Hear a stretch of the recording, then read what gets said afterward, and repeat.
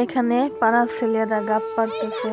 আর সকালবেলা ঘুম থেকে উঠে দেখি প্রত্যেক দিনই আর কি গাব গাছে উঠে গাব পারে। আর এই সময়টা কিন্তু আমরাও পার করছি, আমরা যখন ছোট ছিলাম। আর গাব গাছে একটু বেশি উঠতাম গাব পাড়ার জন্য।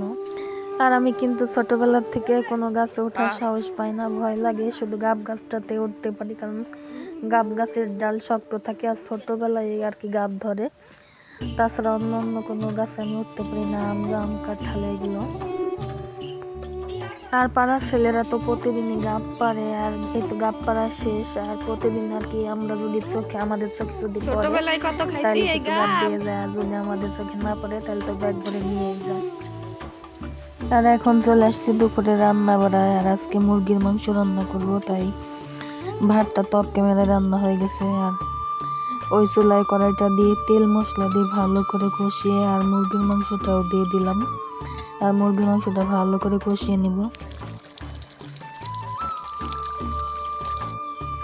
আর চলে আসছি নদীর পাড়ে, হাতায় মাছ ধরতেছে, তাই তোমাদের সাথে একটু শেয়ার করলাম।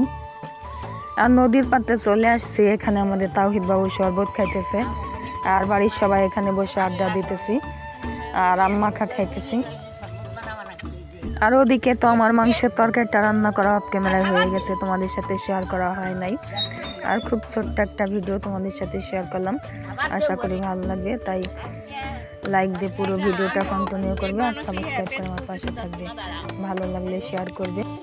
আর কয়েকদিন ধরে তো আমাদের ফরিদপুরের অঞ্চলে যে পরিমাণ গরম পড়তেছে, আর দিনে তো তোমার বিদ্যুৎ থাকে না, রাতেও থাকে না। রাতেও গরম, দিনেও গরম।